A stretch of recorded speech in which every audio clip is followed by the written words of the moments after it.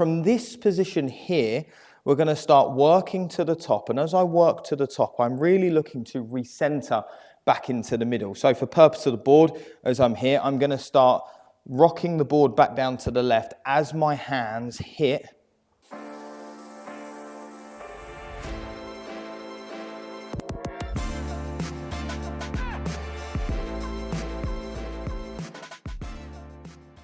Hi everyone and welcome back to my channel. In today's video, I'm going to show you my 3 favourite drills for better weight transference in the downswing. It's quite common that on the lesson tee we'd see players start to hang back. They're not really sure how to get their weight forward or even where in the swing they should get it forward. So in this video, I'm going to cover all of those things for you and make things a little more clearer. So let's get into it. So getting your weight forward is vital for more power and definitely better contact. So if in the downswing we are able to get our body, certainly lower half and handle, a little bit more forward than it started, we're going to be able to generate a little bit more power because I've transferred my weight, so momentum is taking me forward. I'm likely to push out the ground better, which will help me unload the club into more speed as well. But certainly be able to get the shaft a little bit more forward than it started, which is going to help me to create quite a bit of compression and a little bit of shaft leaning to better strikes.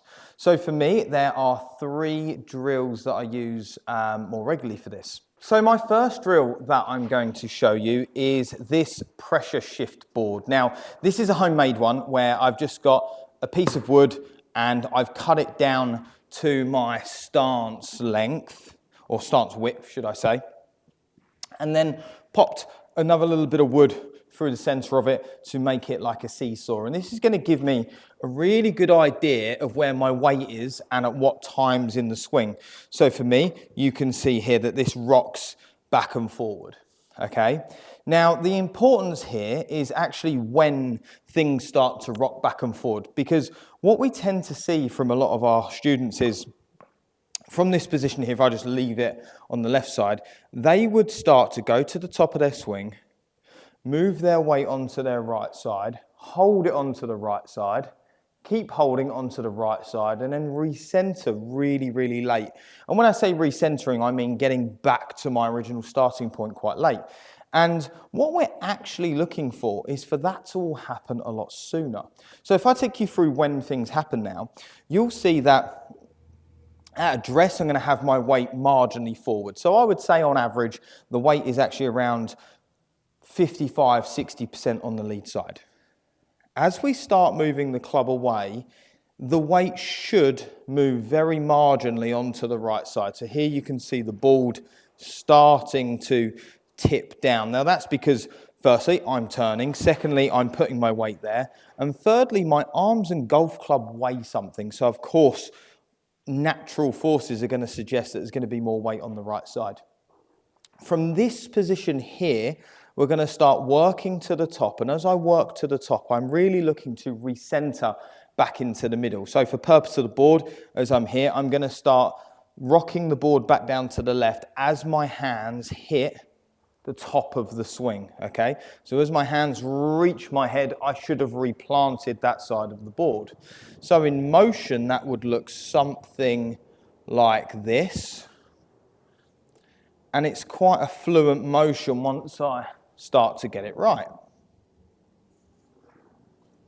And again, if I can just replant that board, I'm not saying throw and slide everything over to the left. We're just trying to gently replant the board and keep pushing forward. So again, from a weight distribution, it will be, let's say 55 on the lead side to 60% here, maybe 70% by here onto my right side. But then as I work to the top, the weight's going to move back to 50%, 60, 70, 80, perhaps 90 at impact, and then my head and chest release up like that.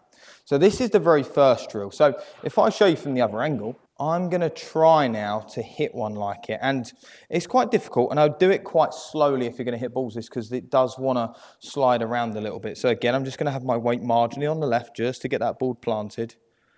Shifting over marginally. Going to try and get that ball just gently moving back and I'll push through into the finish. Let's see if I can do it. So slow one to start, moving over, recentering. Okay, so I really felt myself hit down into that golf ball quite a lot there.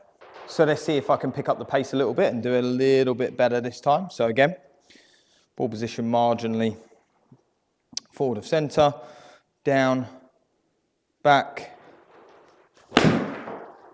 So there you go. I hit that one a little harder and you just saw the board move there. So you've got to be a little bit careful. But if I take that board away now and try and hit one more for you, what I'm going to try and do in this one is I'm going to try and replicate when that board was landing. Not how hard I'm doing it, but it's when I do it. So just feeling when I get to the top, I can feel a little bit of pressure running through that left foot.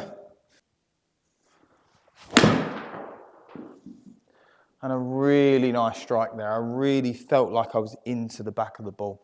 So my second drill here is the force pedal, which you can buy online directly from their website.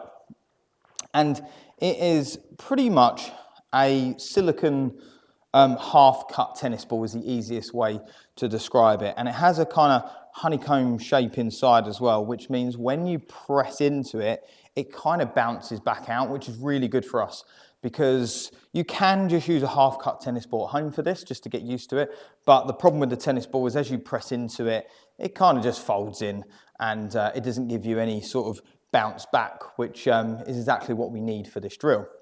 Now, you can just use a piece of foam. You can actually fold a towel in half and just put something under your lead foot for this one. But what we're going to do with this one is we're just going to pop that down there and we're going to put it under our lead, ball of the lead foot. Now again, the drill here is to try and press this at the right time. So for us, as we move back, you now know that the weight's going to move off it a little bit, but certainly when my hands get near the top, we're going to feel like we're pressing into that pedal, okay? So we're not trying to slide our hips really far forward in an effort to get our weight forward. We're not throwing our heads at it. We are literally trying to change pressure, change where and when we push into the foot. So from here, I'm going to work to the top. And again, when my hands hit the top of my swing, I press and I push off the pedal from there. Okay, so again, from this angle, if I hit a couple for you nice and slowly, have the pedal under my left foot, feel I'm going to press it when I get to my hands at the top. Let's see if we can hit one for you again. I hit that really well there. Now again, for me, that felt quite powerful. That felt like a lot more vertical force, which is when you're pushing up through the ground. I felt that when I pushed into that, I actually pushed back out of the shot. I felt quite a lot of clearance in that one. I felt my chest was turning more through the ball. So one more for you again. As I work to the top of my swing, just feeling when I'm pressing, not how much, more when. My hands hit the top of the swing. Now again, I would say I definitely made a much better contact there because I was able to push back out the ground. Now my third and final drill is probably one of the most common ones that you'll find, which is the step drill, which again is pretty difficult to perform and time it all correctly, but again, it's all around when we step, when we press forward. So the step drill is quite simple. You take your original stance and you're going to take your left foot and you're going to move it across to your right foot. From here, as you work to the top, you're going to replant your left foot as your hands hit the top of the swing. Again, what we would see or how we would see this be performed incorrectly is a player would move their foot over, they would swing to the top, and then they would start stepping into the downswing, which for me is a little bit too late by the time you get your weight across. So if we are trying to be a little bit exaggerated and we are trying to plant our weight and pressure at the right time, for me, again, it would look a little bit like this. You'd move your left foot across. As my hands get to about here, I'm then going to start to replant as my hands hit the top, continually push and then push up through impact. So let's have a go at this one. I would say this one's a little bit more difficult just purely because there's a lot of timing that goes into this one, but probably one of the most effective again. So feet are here. put this foot here. As I get to the top, I'm going to plant and then I'm going to hit.